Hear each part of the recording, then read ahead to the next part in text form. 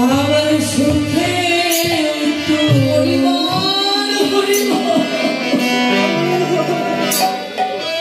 আমার দুঃখে দুঃখে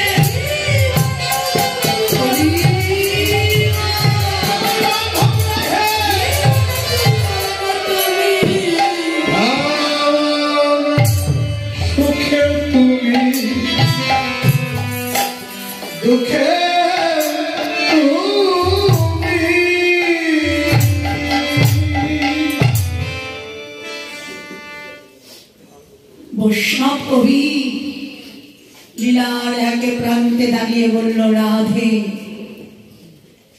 জ্ঞান দাসে কহে না হইয়ান যে কহিলা ধনী সেই সেই প্রমাণ রাধা রানী বলল, সখী রে, আমি যদি বিজয়ী হতে পারতাম, ওই কালো মেঘটাকে গিয়ে যদি জড়িয়ে ধরতে পারতাম, তবেই মনে হয় আমার গোবিন্দকেই ধরতে পারতাম। তাই বৈষ্ণব কবি বলল, রাধে ধরার যদি এতই সাপ ছিল, ওই কালো মেঘটাকে জোড়ায় কেন ধরলে না, জোড়ায় কেন ধরলে না,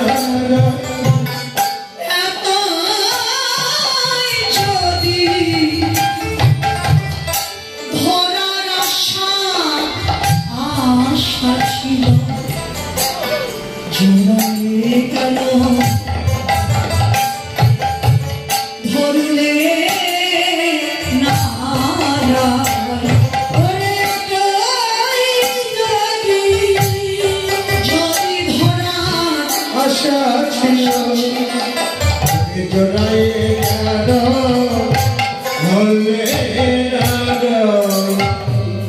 কেন জড়িয়ে ধরলে না? তাহলেই তো তোমার গোবিন্দকে ধরতে পারতে। ললিতা বলছে রাধে আরো বল, আরো বল। রাধারানী বলল সখী রে কি আর বলবো রূপের কথা, ওরে কইতে লাগায় অন্তরে ব্যথা, কিন্তু যে আমার দেখেছে সে তো বলতে পারে না, আর যে জন বলতে পারে সে তো রূপ দেখতে জানে না। দেখেছে আমার নয়ন আর বলবে বদন, তাই তো একজনের দেখা আর একজনের বলা, কি বলবো? তবে যা দেখেছি তাই আমি তোদের কাছে বলবো। ললিতা আমি দেখে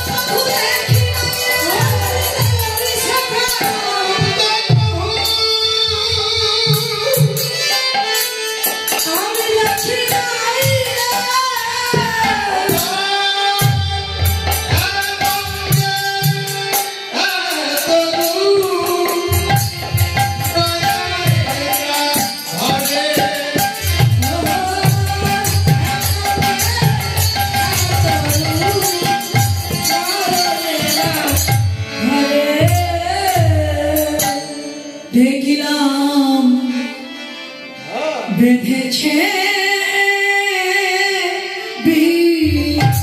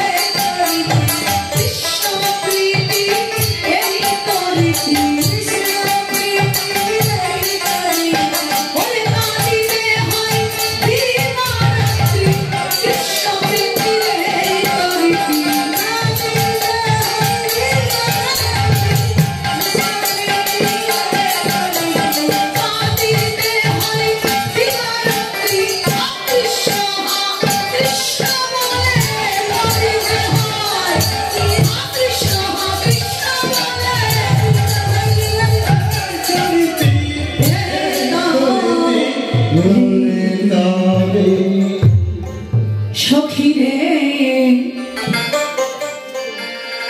কেন যে ভালোবাসলাম। বৈষ্ণব কবি জ্ঞানদাস বলে বিনোদিনী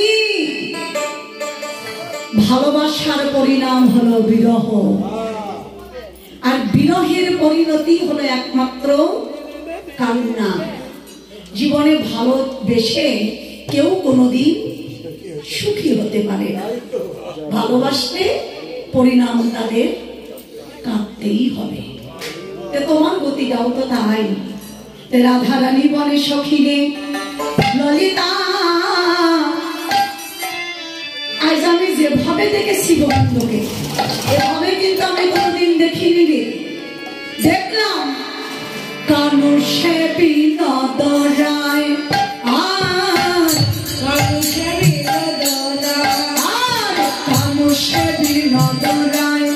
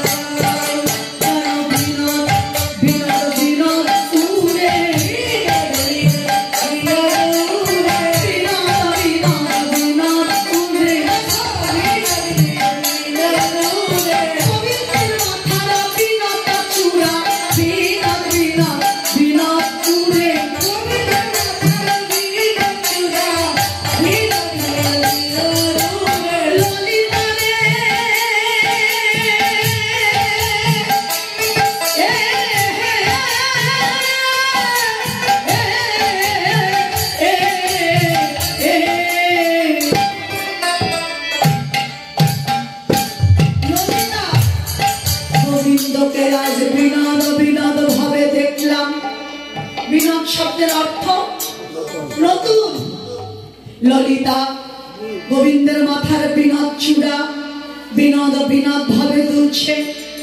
শুধু তাই নয় রে, আরো কি দেখেছি শোন। বিনোদ কপালে বিনোদ তিলক আর বিনোদ কপালে বিনোদ তিলক বিনোদ বিনোদ সাজে বিনোদ বিনোদ সাজে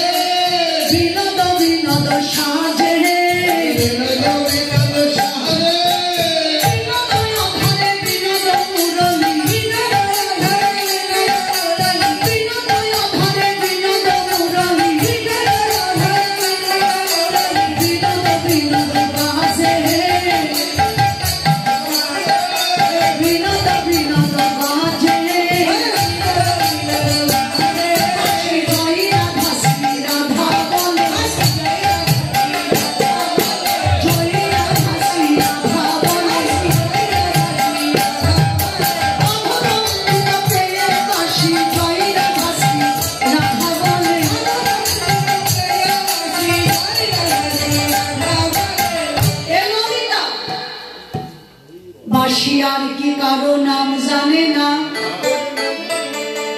সদাই কেন জয় রাধা বলে বাজে। সত্যি তো বাসি কি আর কারো নাম জানে না? হ্যাঁ বাসি তো বাজে এতই টানে, কিন্তু যার যেমন উপাসনা যার যেমন ধ্যান ধারণা সে তো তেমনি শোনে। কে কিভাবে শোনে? যশোদা শুনিল বাসি যশোদা শুনিল বাসি নদীতে মাথায়